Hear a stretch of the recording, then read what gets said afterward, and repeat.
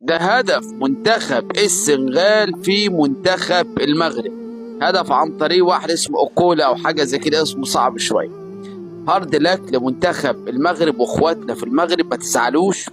البطوله هي اللي خسرتكم، مش انتوا اللي خسرتوا البطوله. هارد لك.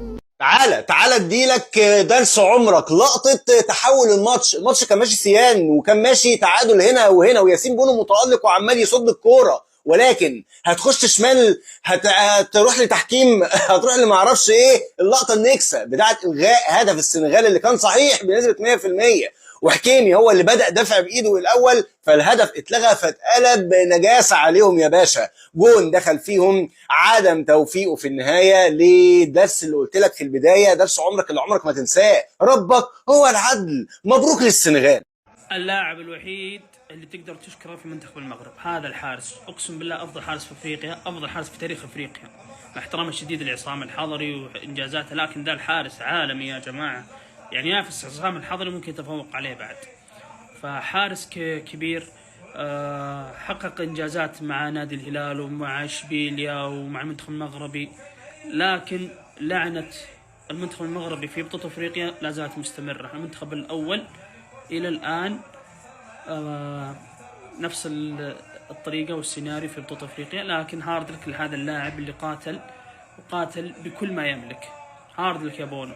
تقريبا كده خزنة المغرب خلصت وما لحقوش يدوا المندي. خي عليكم، كنتوا بتقولوا يعني شمتانين فينا عشان خسرنا 1-0 والسنغال جابته بالعافيه قدامنا. ده احنا طلعنا ابطال والله العظيم. ده منتخب مصر طلع فيه رجاله كتير قوي. ده انتوا مش عارفين تشموا نفسكم. ده انتوا خارجين حوامل من الماتش. بالعافيه العزيز.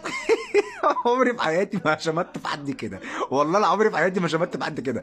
ابلعوا مغاربه. قول لا ساديو وربنا، انت اخو مو على حق، انت اخو صلاح على حق. انت طلعت عشان احنا كنا نخسر قدام المغرب عشان تاخدها انت، مش خساره فيك، وربنا حلال فيك. ودي كوره لحد دلوقتي مش لاقي حد يفهمني ايه اللي حصل فيها. تبقى ترجع الريال تقعد جنب اخواتك كده وتتدرب كويس وتتمرن كويس عشان في دوري ابطال، وركز بقى. والله كلمه شامبيونز مكتوبه بالاخضر ومش لايقه مع البوستر اكتر ما كانت تبقى مكتوبه بالاحمر ومع لعيبه المغرب. شنو عملت يا ولدي؟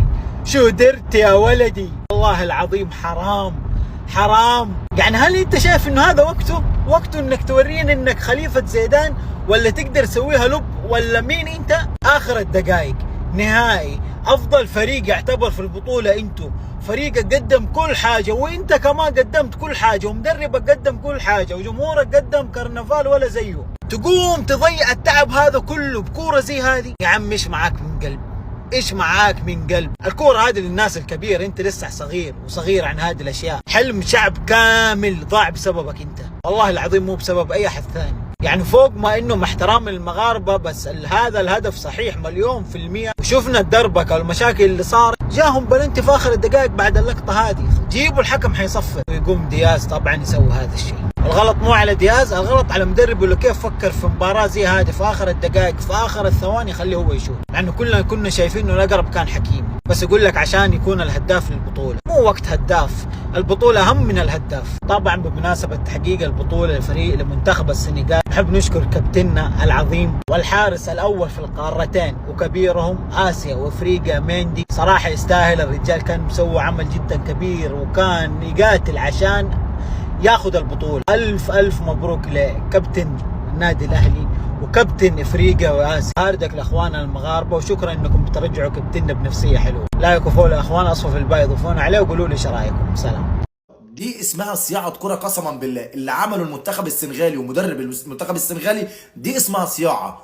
ده كله علشان خاطر ايه؟ علشان خاطر يضيع تركيز اللاعب اللي هيشوط ركله الجزاء، لان هم عارفين صعوبه الركله. انت بتتكلم على ركله في اخر دقيقه، بتتكلم على منتخب بقاله اكتر من 50 سنه ما خدش اللقب، بتتكلم على استاد متقفل لاخره، فكان الله في عون اللي هيشوط، مع ان شاطها بطريقه وحشه ابراهيم دياز. لكن انا كنت عارف ومتاكد ان المنتخب السنغالي بيعمل الفيلم ده كله علشان خاطر يضغط على اللاعب اللي هيشوط، لان استحاله ينسحب. يعني في عواقب هتقابله بعد كده، وعواقب كبيره جدا جدا. فانا شايف ان ده ذكاء كبير جدا جدا، يعني لمدرب، للعيبه، لكابتن فرقه اسمه ساديو ماني. لا الله اكبر يا عم. الفريق الذي عاد من الموت السنغال يا اخواني، والسنغال بعد ما انسحبت السنغال وانها انضمت في البلنتي وما ادري ايش، بعد ما انسحبت تخيلوا ايش اللي صار.